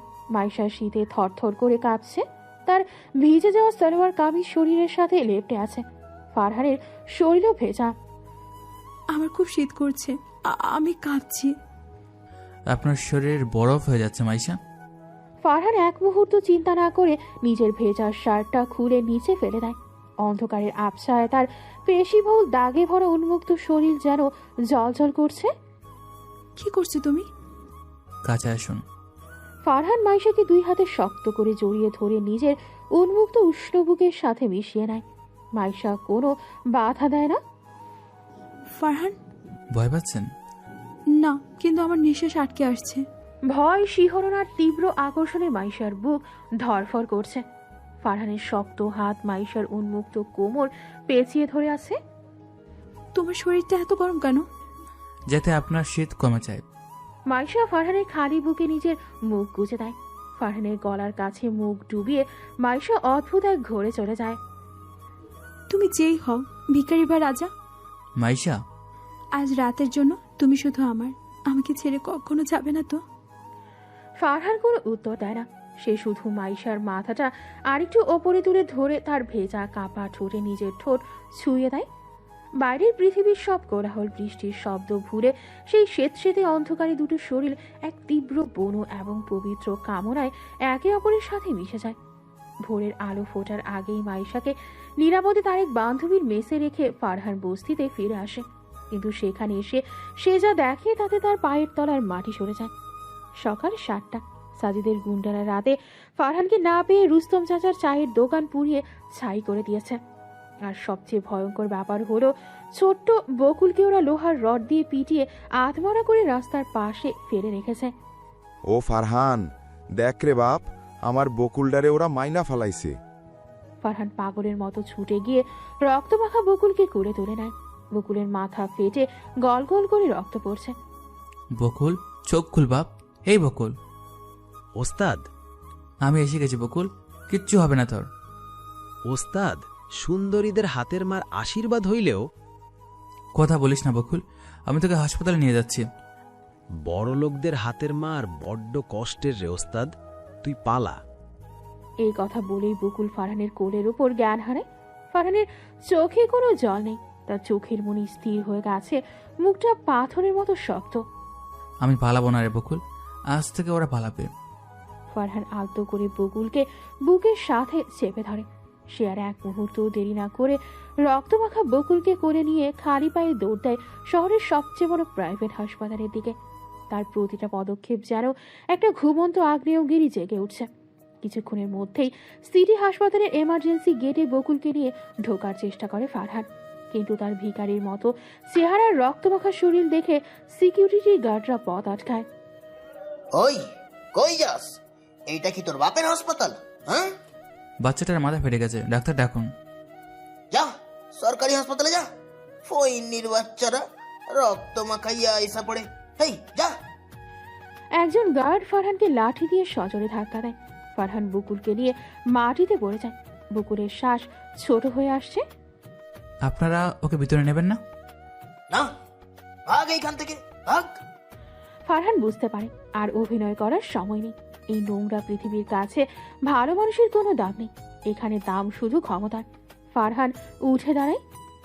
ঠিক আছে, আমি আসছি। তার চোখের দৃষ্টিতে এখন আর কোনো ভিখারির দীনতা নেই, আছে এক হিম শীতল মৃত্যু ভয়।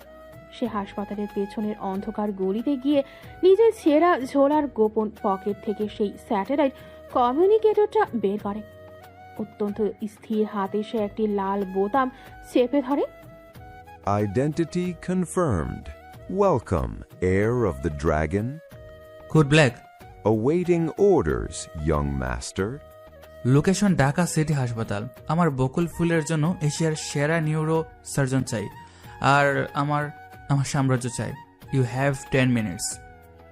দুপুর গড়িয়েছে। এদি সাজিদ এবার মাইশাকে পাওয়ার জন্য এক ভয়ঙ্কর সামাজিক নোংরা সাল খেলেছে। দুপুর 2টা। সাজিদ তার প্রভাবশালী বাবা এবং স্থানীয় থানার ওসিকে নিয়ে মাইশাদের বাসায় হাজির হয়েছে, আর মাইশাও ভুল করে তার বাসায় চলে আসে। সাজিদের বাবা বলে, বেশি কথা বলবেন না মাস্টার সাহেব।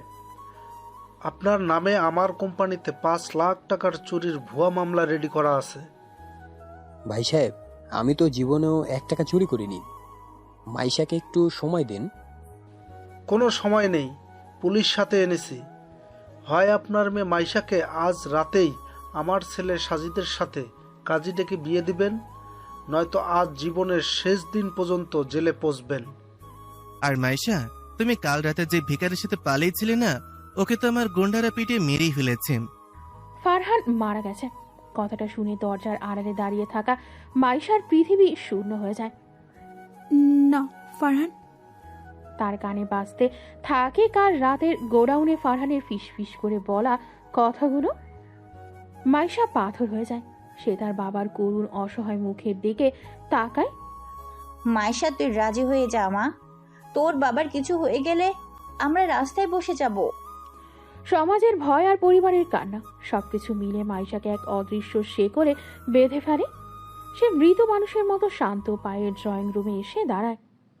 আমি বিয়ে করব, দ্যাটস মাই গার্ল।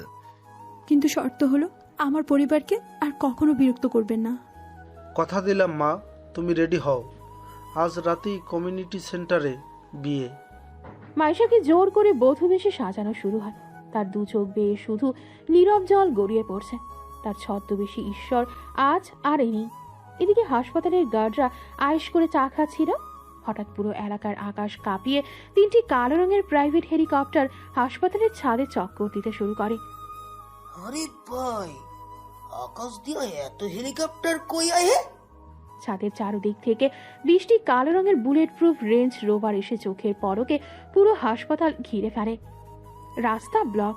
গাড়িগুলো থেকে নেমে আসে কালো স্যুট ও ইয়ারপিস পরা প্রায় 50 জন বিদেশি ও দেশি এলিট কমান্ডো চিফ সিকান্দার বলেন, মুভ সিকিউর দ্য এরিয়া। হাসপাতালের ডিরেক্টর থেকে শুরু করে ডাক্তার, নার্স সবাই ভয় কাঁপছে। সিকান্দার সোজা এমার্জেন্সিতে ঢুকে ওই 2 গার্ডের কলার চেপে ধরে। তোরা ওনাকে আটকেছিলি? ঠিক সেই মুহূর্তে হাসপাতালের ভিআইপি ওয়াশরুমের কাচের দরজা খোলে। বেরিয়ে আসে ফারহান। তবে এ কোনো ভিখারি ফারহান নয়। ওদের ছেড়ে দাও সিকান্দার, ওরা তো শুধু হুকুমের দাস।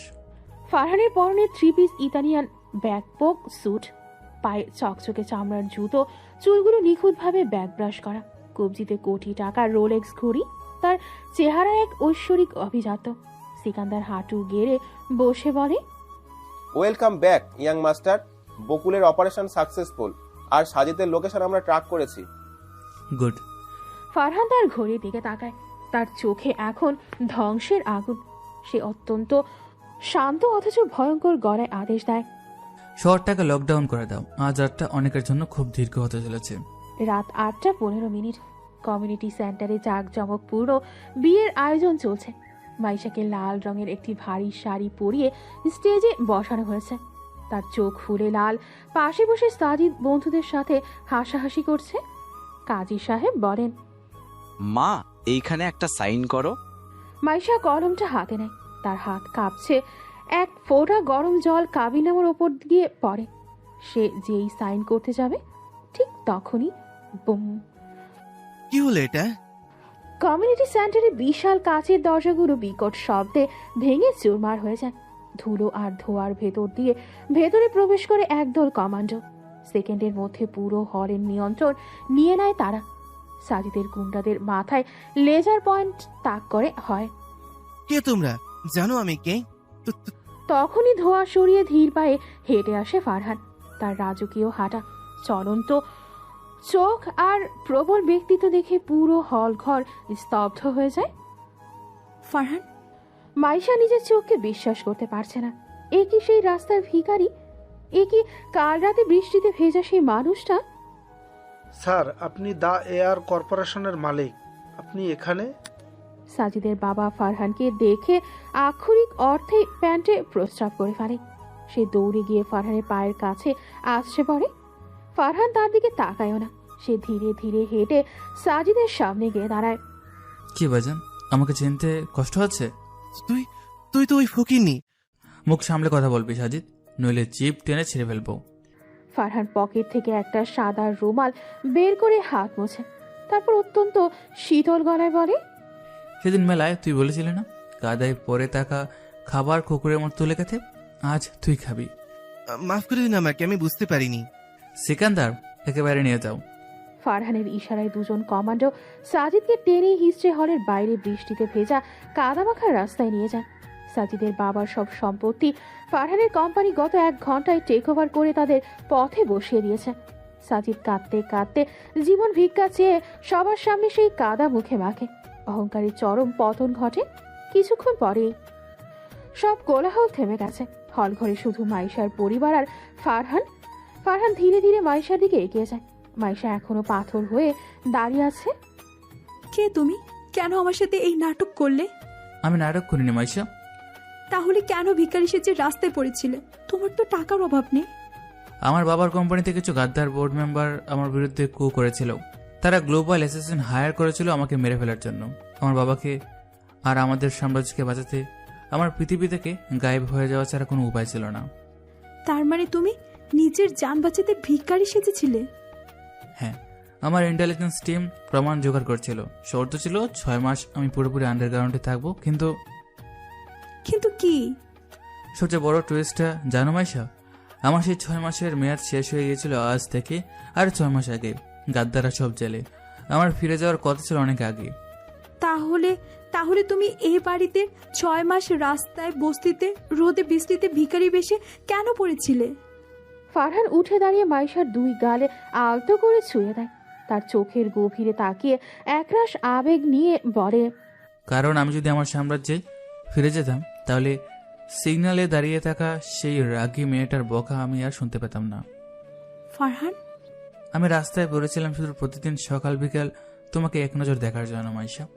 আমি $1 বিলিয়ন সাম্রাজ্য ফেলে তোমার দেওয়া এই 10 টাকার ফুচকার তোমার হাসির কাছে বিক্রি হয়ে গিয়েছিলাম। মাইশার চোখের বাঁধ ভেঙে যায়। সে আর কিছু ভাবতে পারে না। সমস্ত অভিমান, কষ্ট আর অবাক হওয়া ভুলে সে ঝাঁপিয়ে পড়ে ফারহানের বুকে। তুমি একটা পাগল, আস্ত পাগল। বলেছিলাম না আমি শুধু তোমার পাগল। ফারহান তাকে 2 হাতে শূন্যে তুলে শক্ত করে জড়িয়ে ধরে। মাইশার লাল শাড়ির আঁচল উঠছে। বাইরে তখন বৃষ্টির শব্দ, আর ভেতরে একটি সাধারণ মেয়ের বুকে মাথা রেখে পৃথিবীর সবচেয়ে ক্ষমতাধর রাজপুত্র তার আসল শান্তি খুঁজে পেয়েছে। সমাপ্ত।